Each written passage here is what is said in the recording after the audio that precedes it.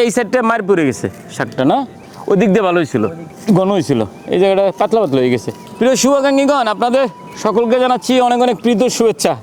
দেখতেছেন আজকে বিকালে খাবো হলো কমলি শাক ভাজি, বাবা আমাদের কমলি শাক খাওয়াবো, নিজেদের চাষ করা, মাঝে সাঝেই সবজি চাষ করি, সবজি চাষ করে বাবা আমারে খাওয়াই। কি করবো বলেন, সবজির যে দাম, তার বাজারে যে ঊর্ধ্বগতি দ্রব্যমূল্যের, যদি একবেলাও নিজেরা কৃষি করে খাওয়া যায় তাহলে ভালো হয়। তো সেই জায়গাটাতে চেষ্টা চালাই যেতেছি। প্রিয় শুভাকাঙ্ক্ষীগণ, সত্যিকার অর্থে আপনাদের বলি, আমাদের চলা মুশকিল হয়ে গেছে, বাবা মার সংখ্যা এত বেশি, অনেক সিস্টেমে মানে আয়ের উৎস খুঁজতেছি, যেমন ইউটিউবে ফেসবুকে ভিডিও বানানো, রান্নার ভিডিও করে, আজকে রান্নার ভিডিও করতেছিলাম, রান্নার ভিডিওর ফাঁকে শাক কটা একটু কাইটে দিলাম, সব স্টাফরাই ব্যস্ত।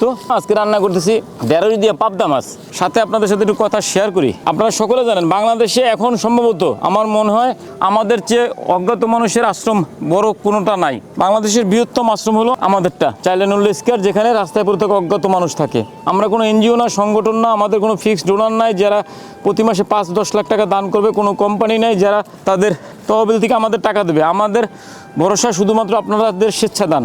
আপনারা টাকা পাঠাইলে আমরা ভালো খাই, আপনারা একবেলা খাবার আয়োজন করে দিলে ভালো খাই, আপনাদের মৃত্যুবার্ষিক বিবাহবার্ষিক অনুষ্ঠানগুলো আমাদের সাথে শেয়ার করলে আমরা একবেলা ভালো খাই, আপনারা নগদ অর্থ দিলে বা আমাদের ওষুধ হয়, স্টাফদের বেতন হয়, বিভিন্ন বিল দিতে হয়, কারেন্টের বিল, লাকড়ির বিল, গ্যাস বিল দিতে হয়। আমাদের বর্তমানে সাহায্য সহযোগিতা একেবারে আসে না বললেই চলে। সেই জায়গাটাতে নিজেদের ঘুরে দাঁড়ানোর জন্য রান্না ভিডিও বানাচ্ছি, নিজেরা কৃষি করতেছি, চিন্তা করতেছি আমরা কিছু মানে যাদের অর্থ সম্পদ আছে, বৃদ্ধ বাবা মাদের নিয়ে, বয়স্ক বৃদ্ধদের নিয়ে যারা কষ্টে আছে, তাদের 20-25 জন আমাদের কাছে এনে পরিচর্যা করে একটা আয়ের উৎস করব। তো চেষ্টায় কোনো ত্রুটি নাই নিজেরা ঘুরে দাঁড়ানোর। সাথে প্রিয় শুভাকাঙ্ক্ষীগণ, আপনারা যদি একটু সাপোর্ট দেন, সত্যি কথা বলে আজকে মাসের 12-13 তারিখ হয়ে গেছে, এখন পর্যন্ত সহকর্মীদের বেতন ভাতার 1 টাকাও ম্যানেজ হয় নাই। আমাদের বাবা মার ওষুধ মজুদ শেষ, অল্প কিছু ওষুধ আছে, কয়েকদিন যাবে। আমাদের খাবারের মজুদ শেষ, কয়েকদিন যাবে। আপনারা অনেকেই বলেন যে মিল্টন ভাই আপনি সারাদিন চাইতে থাকেন, সারাদিন ভিডিও বানান। ভিডিও বানাই এই কারণে, আমার এখানে এমন একটা প্রতিষ্ঠান যেখানে খরচ আর খরচ, খরচ আর খরচ, যে খরচ সেই অনুপাতে কিন্তু সাহায্য আসে না। আমরা চাই হলো 10-20-30 টাকা, তো 10-20-30 টাকা এক জায়গা করে 100 টাকা করতে অনেক টাকা লাগে, মানে অনেক মানুষের সাহায্য আসলে 100 টাকা হয়। এজন্য আমরা বারবার ভিডিও বানাই। আমাদের 5000 টাকা এক জায়গা করতেও অনেক শুভাকাঙ্ক্ষীদের সহযোগিতা লাগে। আপনাদের বলতে চাই, রোদ্রে ধরে গেছে, রোদ্দুর তো অনেক, গরম পড়ছে আজকে, ভাবসা একটা গরম। আপনাদের বলতে চাই, আপনাদের সাধ্যমতো যা পারেন 10-20-30 টাকা দিয়ে আমার এই ভিডিওর নিচ দিয়ে যে পেমেন্ট নাম্বারটা দেখতেছেন বিকাশে, এই পেমেন্টে আপনার সাহায্য পাঠাবেন।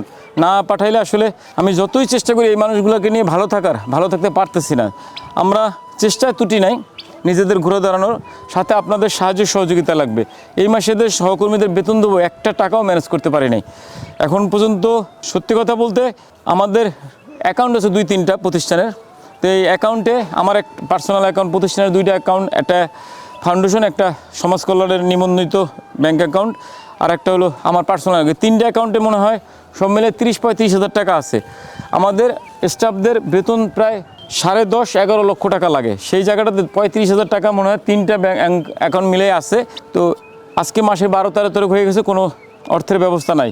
আপনাদের অনুরোধ করতে চাই, আপনাদের সাধ্যমতো যে যা পারেন তাই দিয়ে সহযোগিতা এগিয়ে আসবেন, যেন আমার সহকর্মীদের বেতন ভাতাটা দিতে পারি, বেতনটা দিতে পারি, ভাতা তো না, শুধু বেতনটা যেন দিতে পারি।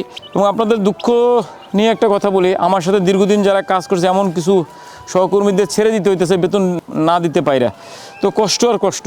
সর্বোপরি বলতে চাই, সর্বশেষ কথা, প্রিয় শুভাকাঙ্ক্ষীগণ, বিনীত অনুরোধ, আপনারা যদি পারেন আমাদের নগদ অর্থ দিয়ে সহযোগিতা করবেন। সবাই ভালো থাকবেন, আল্লাহ হাফেজ।